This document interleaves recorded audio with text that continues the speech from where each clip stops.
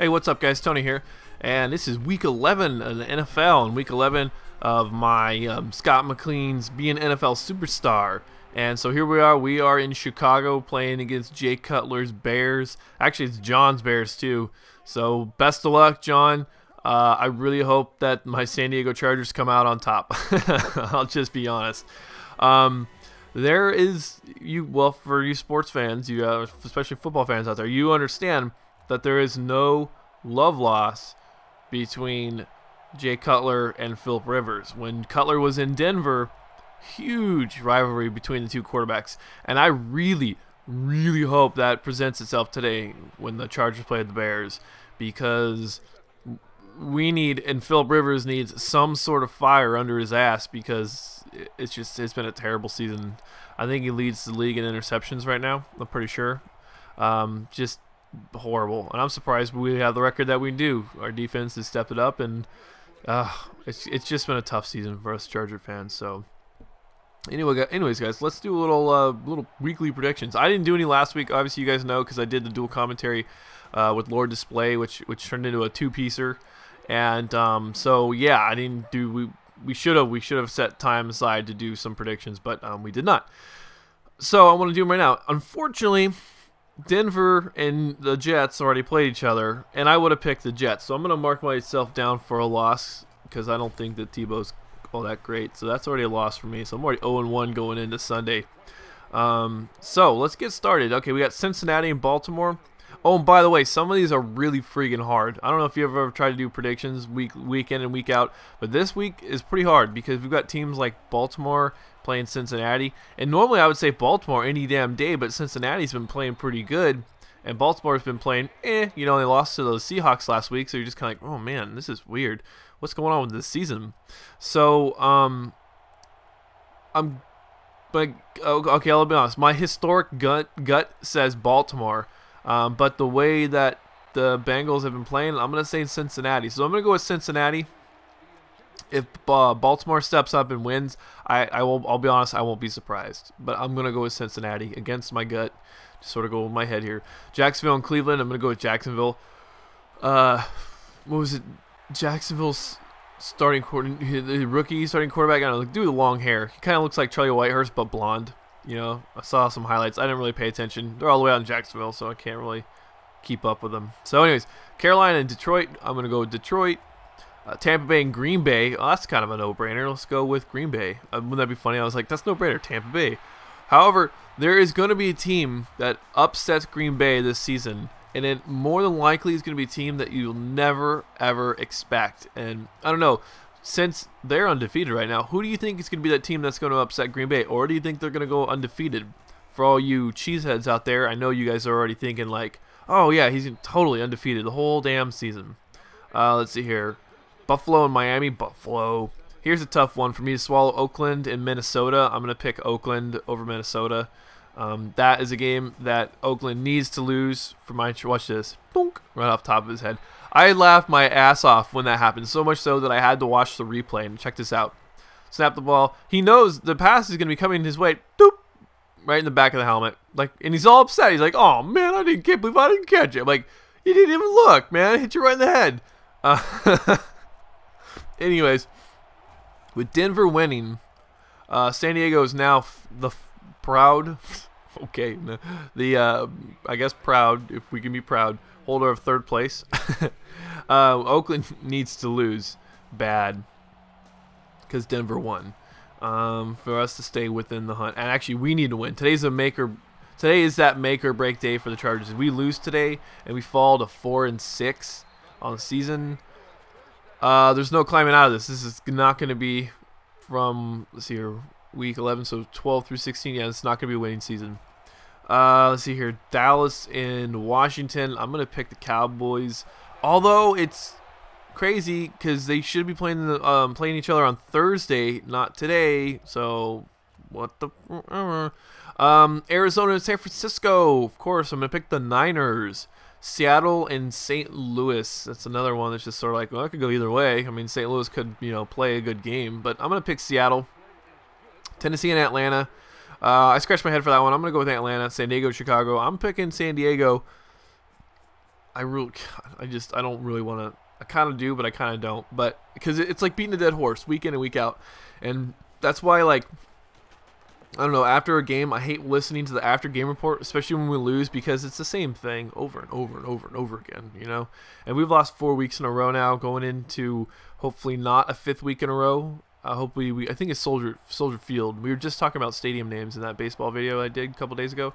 Yeah, Soldier Field. That's a good name for a stadium, you know. Not like, you know, what is it? Someone said it was like Hertz Rent-A-Car Field or something like that.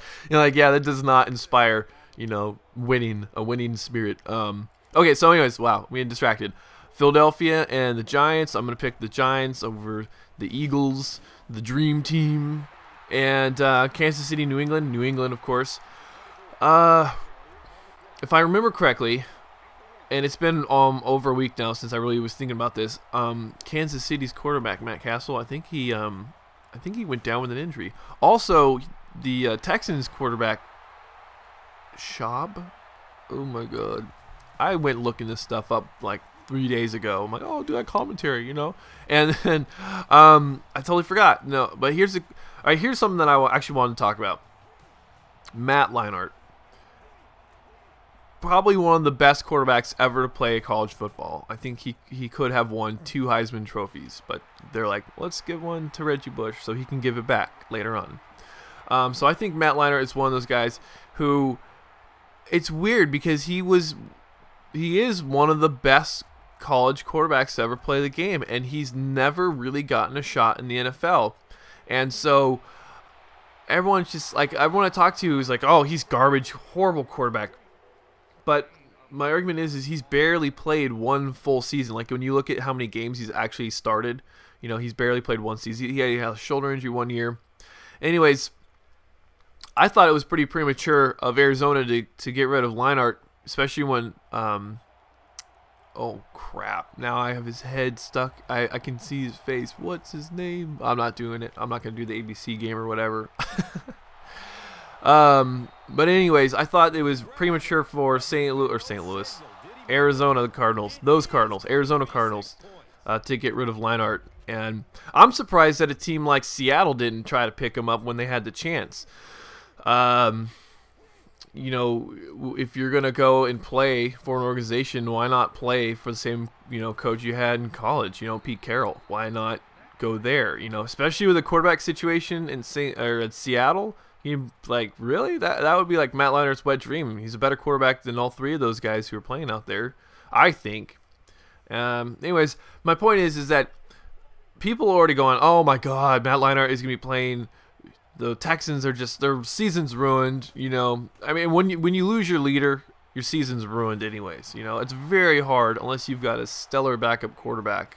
Say, like, I don't know, Tom Brady back when Drew Bledsoe was playing for the Patriots. You know, you got this hidden diamond within your organization that nobody knows about.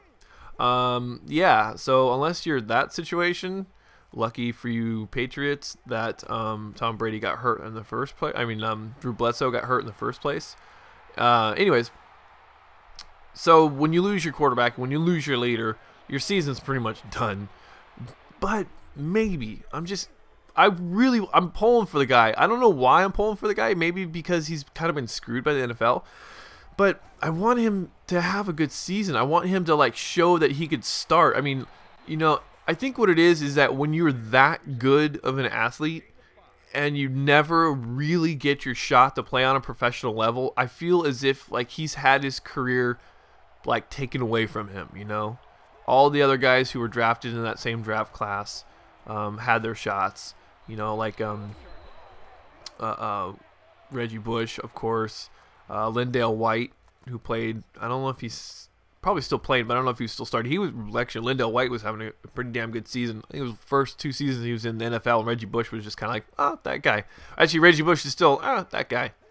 But anyways, yeah, I like to see those players who have great, say, college careers get that chance to play at the next level, and I don't think, you know, Leinart has had that opportunity yet.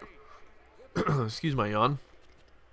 So yeah, that's kind of really the main topic. Oh yeah, sorry. And there's 2, like, the excessive celebration that's been going on. Lord Display and I had made a couple comments about the whole No Fun League, and it was I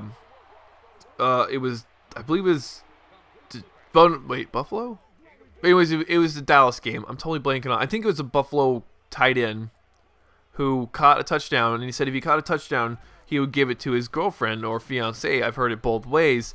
And he did. He caught a touchdown.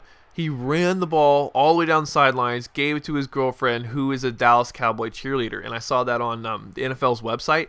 I was like, wow, that's actually a pretty cool story. And then I think it was last week sometime as well, a guy got onto his knee in the end zone to like thank the veterans for their service or something, and he got flagged with excessive celebration. So it's an excessive celebration to go to your knee now. I didn't know that. I knew like they're, you know, when you're pulling cell phones out of your pocket or markers or money, that's kind of excessive celebration, I guess, you know. That's funny. I think it's really funny, but it can be construed as excessive celebration. So,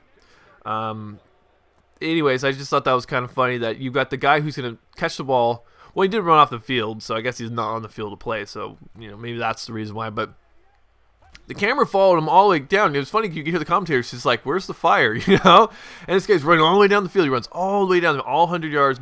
Well, actually, probably ran about 100 yards. Gave it to his girlfriend quarterback, his girlfriend cheerleader, and then took off. And so she's got this football, and she's like, I play for the Cowboys. What are you doing? You know, that kind of shit. The funny comments were, I don't know if you guys saw that video or not, but the funny comments were like, well, what happened if he scored 2 touchdowns? Would Jerry Jones get really mad? And I don't know if they're probably, I would imagine there were no backlashes for that, because, I mean, what can she do, you know?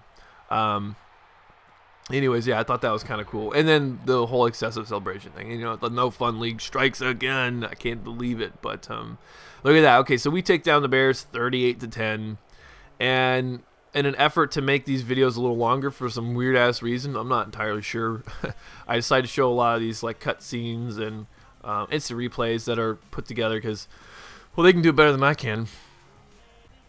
And so yeah, it's just like, you know, again with the on-field stuff. Look at this. Look at that. 370 yards, 4 touchdowns. Oh, by the way, at the end of the game when you guys saw me playing, I wasn't like downing the ball. I wanted to get over 300 yards. It was just sort of like I needed like 10 or whatever, and so I kept passing the ball when I should have been running it. So anyways, that's me being pretty much a stats whore and hogging up the stats, hogging up the bylines. Oh, Scott McLean, you know, throws for 300 yards and 4 touchdowns, blah, blah, blah. Yeah, I almost had all positive, no negative, and I got sacked once. Boom, negative. So anyways, let's go put some points on the board here in this character.